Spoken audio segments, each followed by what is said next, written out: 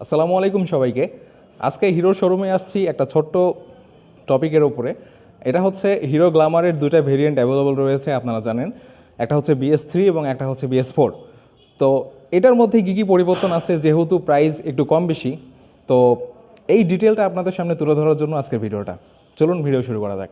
ভিডিওর শুরুতে একটা কথা আপনাদেরকে বলে নিই, সেটা হচ্ছে টোটাল যে ওয়ালক অ্যারাউন্ড রিভিউ বা টোটাল স্পেসিফিকেশনের যে রিভিউগুলো, এটা আপনারা অনেকেই দেখে ফেলছেন। তো এটা আই হোপ আপনারা সবাই জানেন। তারপরেও ভিডিওর মধ্যে বিভিন্ন জায়গায় আপনাদের উদ্দেশ্যে জানিয়ে দিব ইনশাল্লাহ। আসলে এই বিষয়গুলো গুগল করলেও জানা যায়। তো মেন যে বিষয়টা বা আজকের যে ভিডিওর টপিকটা, এটা হচ্ছে কি কি চেঞ্জেস রয়েছে। মূলত আমরা যদি দুটা বাইক ভালোভাবে লক্ষ্য করি, এটা হচ্ছে গ্ল্যামার BS3 বা আগের যে বডি গ্রাফিক্স দিয়ে বাইকটা পাওয়া যেত, ইভেন এখনও পাওয়া যাচ্ছে, এই বাইকটা হচ্ছে গ্ল্যামার BS3। এবং সামনে যেটা রয়েছে এটা হচ্ছে নতুন গ্রাফিক্সের সাথে। আপনারা হিরোর ওয়েবসাইটে গেলেও দেখতে পাবেন নিউ গ্ল্যামার লেখা আছে।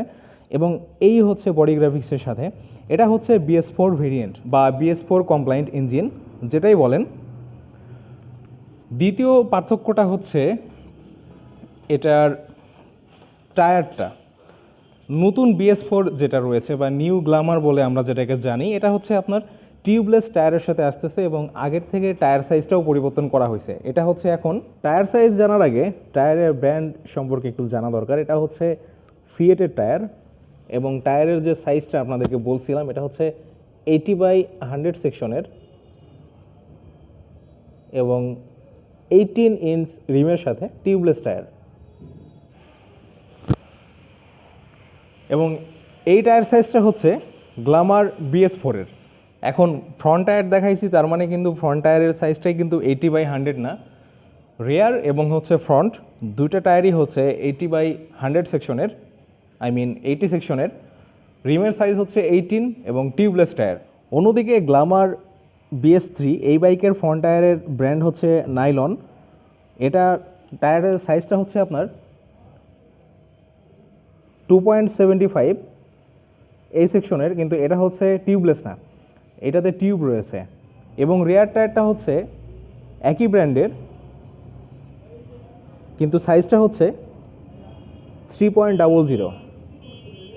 এটাতেও হচ্ছে টিউব আছে, টিউবলেস না।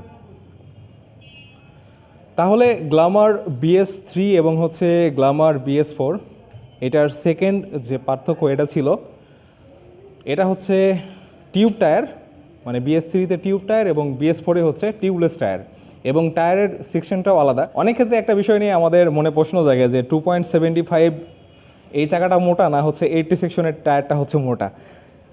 আসলে এভাবে ভিডিওতে বোঝা মুশকিল, কারণ চোখে দেখা আর হচ্ছে ক্যামেরায় দেখা এটা তফাৎ তো থাকেই।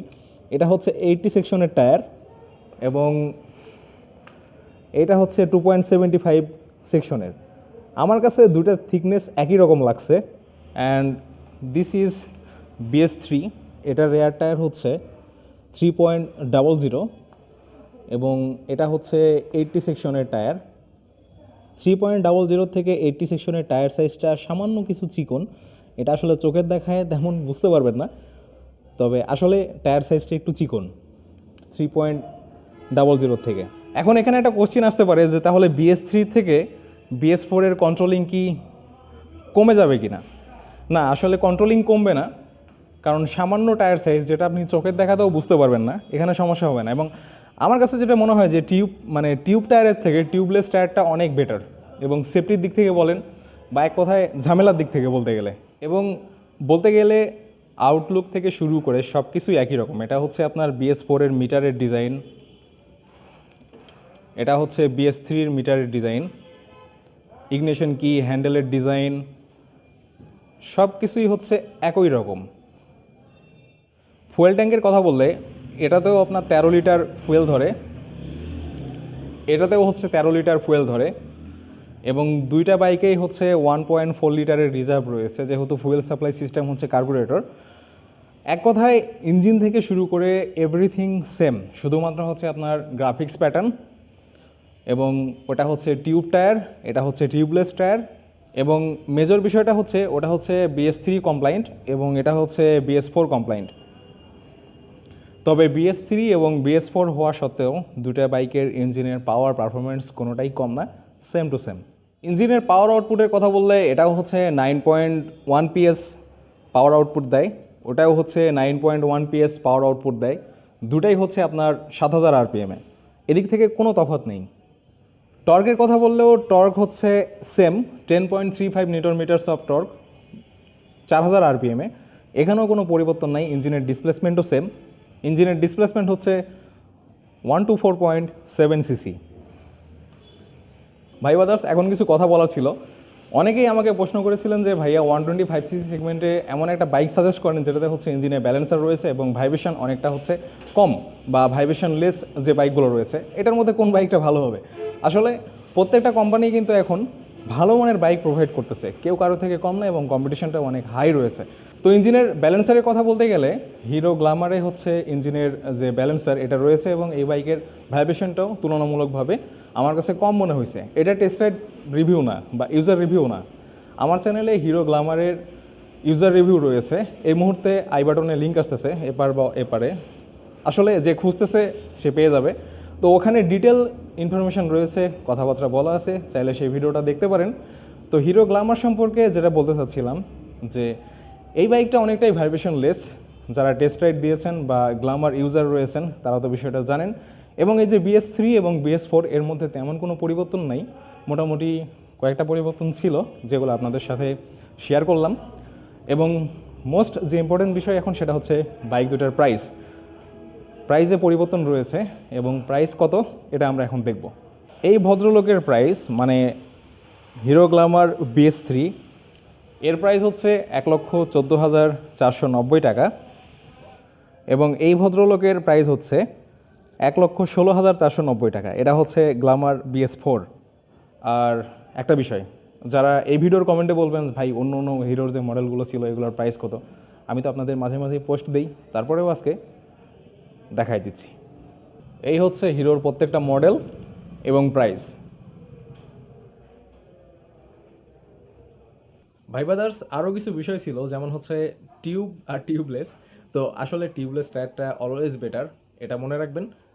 আর এই বিষয়গুলো আসলে আপনারা জানেন, তবে একটু বলতে চাচ্ছি এটাই যে যারা আমরা টায়ার সাইজ পরিবর্তন করি, তো এই কম সিসির বাইকে টায়ার সাইজ পরিবর্তন করলেও রিমের সাইজ চিকন হওয়ার জন্য টায়ার সাইজ পরিবর্তন করলেও তেমন একটা ওয়াইড মনে হয় না।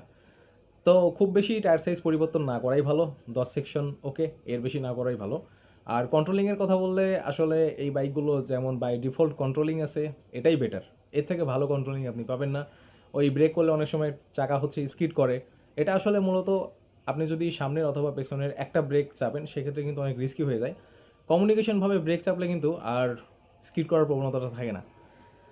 তো গ্ল্যামার কেন, গ্ল্যামার বাইকটাতে 4 স্পিড গিয়ার বক্স আছে, এর থেকে বেটার তো 5 স্পিড গিয়ার বক্সের অনেক অনেক বাইক আছে। আমার কথা হচ্ছে গিয়ার 4টা হলেও এই বাইকের 4th গিয়ারে ভালো পাওয়ার ফিল করা যায় এবং টপ স্পিড কিন্তু প্রায় ওই একই, ঘুরে ফিরে 5 স্পিড এবং 4 স্পিড যে বাইকগুলো রয়েছে মানে 125 সিসি সেগমেন্টে। অ্যান্ড আমার কথা হচ্ছে এই বাইকগুলো স্পিডিং করার জন্য না, আপনি আপনার পছন্দের যে বাইকগুলো রয়েছে এগুলোর অবশ্যই টেস্ট রাইড দিবেন। এই কথাটা আমি বলি, অনেকের হয়তো এই কথাটা খারাপ লাগে, কারণ বোরিং লাগে, কারণ একই কথা আমি বারবার বলি। এটা বলার কারণ হচ্ছে বর্তমান সময়ে মার্কেটে অনেক অনেক বাইক আছে, কোনোটা থেকে কম না। এজন্য আমি বলি যে আপনার পছন্দের বাইকগুলো সিলেক্ট করুন এবং টেস্ট রাইড দিন, এতে করে আপনার প্র্যাকটিক্যালি একটা ধারণা আসবে, যেটা হচ্ছে আমার কাছ থেকে বা অন্য কারোর কাছ থেকে শোনার থেকে আপনার নিজের একটা ভালো অভিজ্ঞতা হয়ে যাবে। তাহলে আজকের মতো বিদায় নিচ্ছি, সবাই ভালো থাকবেন, সুস্থ থাকবেন, আল্লাহ হাফেজ।